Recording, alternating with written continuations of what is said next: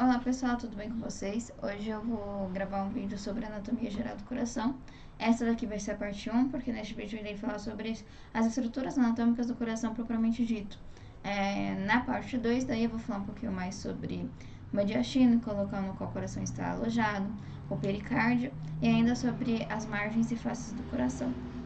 Então, beleza, vamos começar. Aqui no coração a gente primeiro observa que ele tem uma base e um ápice. A base vai ser justamente essa parte mais superior aqui, que é o local em que os grandes vasos estão alojados. Não é à toa que nós os chamamos de grandes vasos da base, sendo aqui a artéria troncopulmonar, a veia cava superior e a artéria aorta.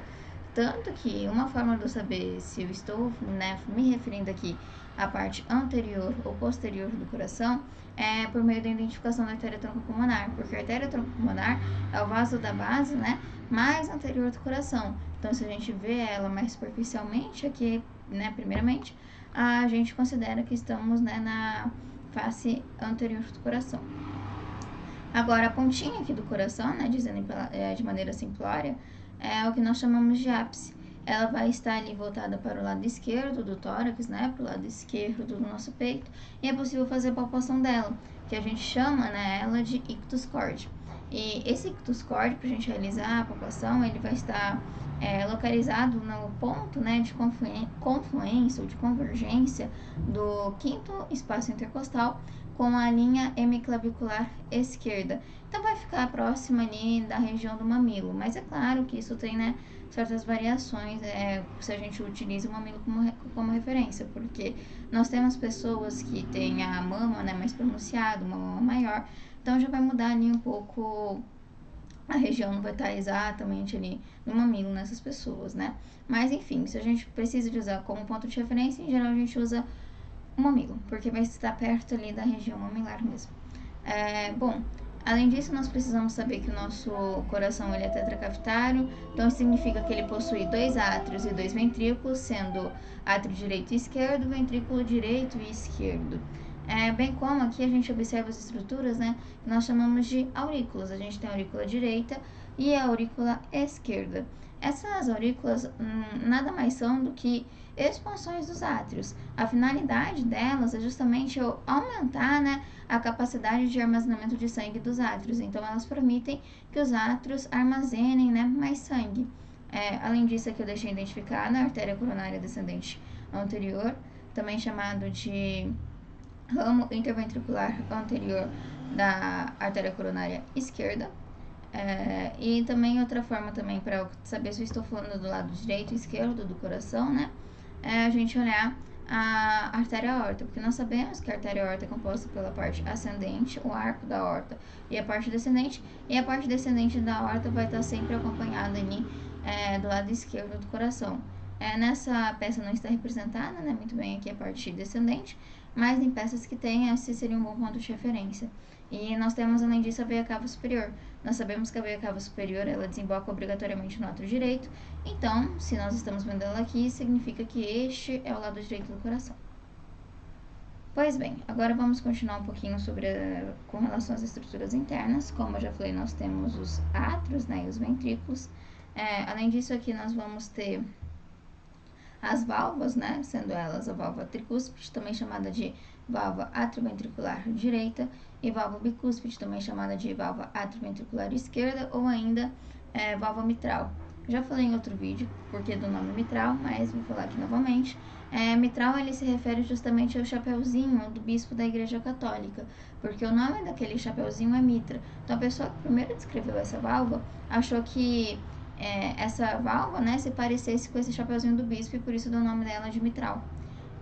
Além disso, aqui, o que mais nós precisamos saber dessas válvulas é que elas são, consideradas as válvulas atrioventriculares, justamente para fazer a separação desse átrio para os ventrículos. Elas vão ter cordas tendíneas que vão se ligar ali, essas cordas tendíneas, aos músculos papilares, que seriam esses músculos mais embaixo aqui, na parte mais inferior dos ventrículos. E basicamente essas cordas tendíneas, aliadas músculos papilares, eles vão impedir o prolapso ali da válvula, vão ajudar a estabilizar essas válvulas. Mas em outros vídeos eu vou explicar um pouquinho melhor sobre isso. Além disso, a válvula tricúspide, primeiro falando, ela vai ser composta por 3 válvulas, ou 3 folhetos ou 3 cúspides, por isso tricúspide, sendo eles anterior, posterior e septal. E assim, qual que é a diferença de válvula para válvula? Em muitos lugares, na verdade, não tem distinção, é utilizado como sinônimos. Um exemplo disso é Portugal. Em Portugal, tanto faz se você falar válvula ou válvula. Mas aqui no Brasil, a gente considera assim que são algo distinto, né? Que é uma estrutura distinta. Que válvula se refere à estrutura como um todo. Válvula seria cada folheto, cada válvula, né? Seria cada folheto, cada cúspide dessa válvula.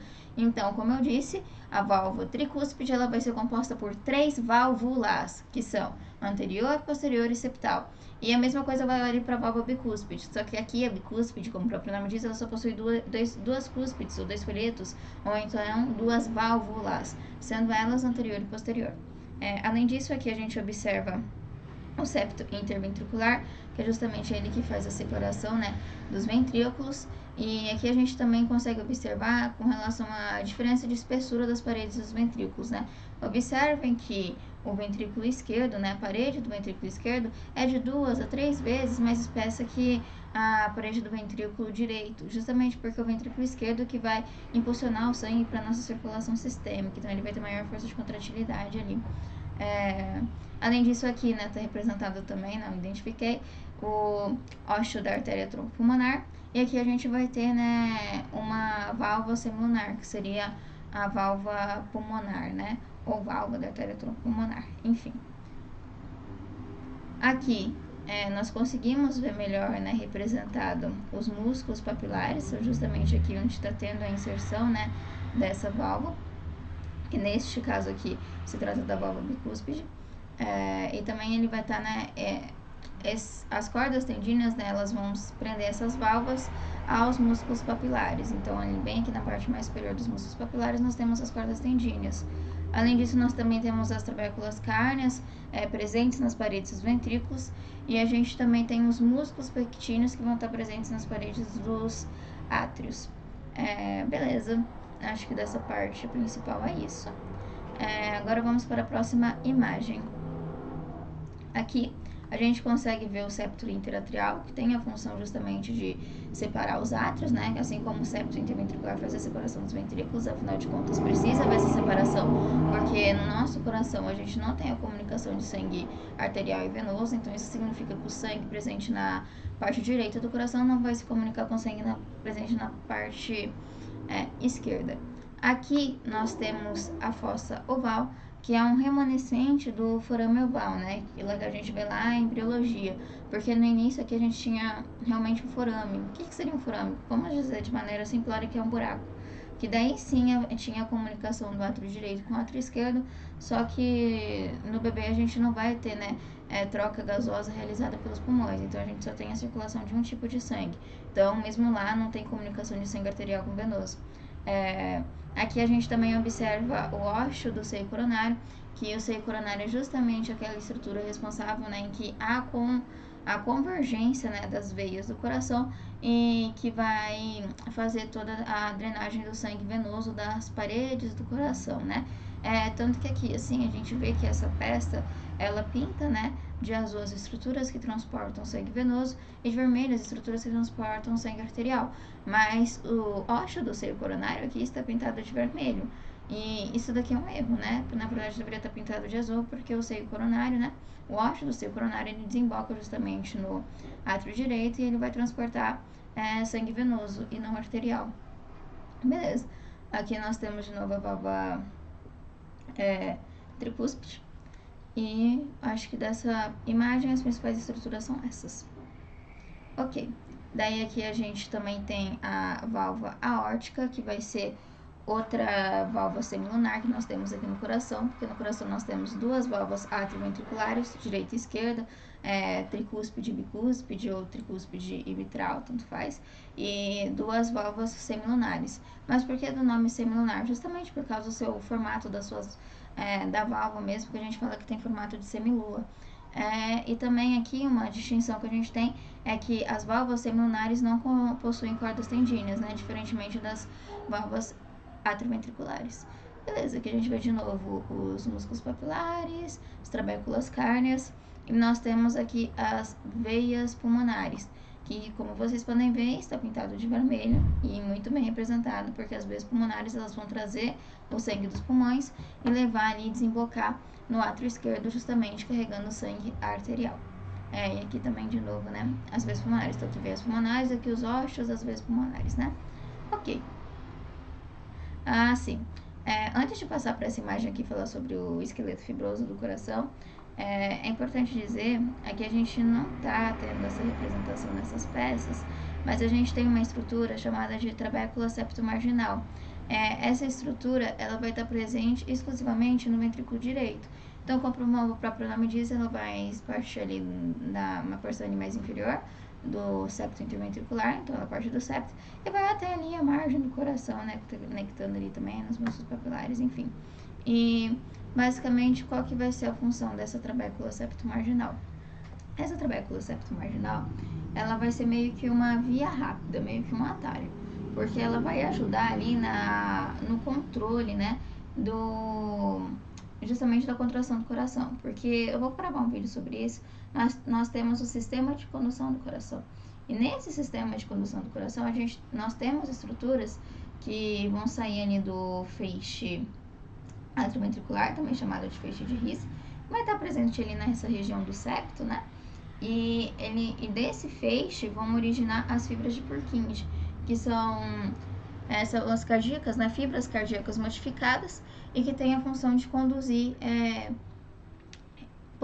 justamente impulso elétrico. Então, assim, a gente geralmente fala de contração ventricular, relaxamento ventricular, né? E a gente até pensa que acontece exatamente ao mesmo tempo, mas não. Vai haver uma pequena diferença de tempo entre a contração do ventrículo direito e do ventrículo esquerdo.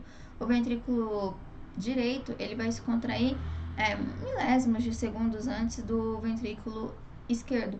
E é justamente também, um dos motivos é por causa dessa trabécula aí septomarginal, porque a trabécula septomarginal vai carregar, né, por ela vai passar uma fibra de Purkinje que vai justamente conduzir o impulso aí para o ventrículo direito do coração, fazendo com que ele se contraia levemente antes do ventrículo esquerdo, justamente porque o ventrículo esquerdo não tem essa estrutura. Beleza. Então, aqui nós temos também o esqueleto fibroso. Esse esqueleto fibroso, como o nome diz, ele é uma estrutura fibrosa, ele vai estar presente ali no coração e ele vai ter 3 funções principais.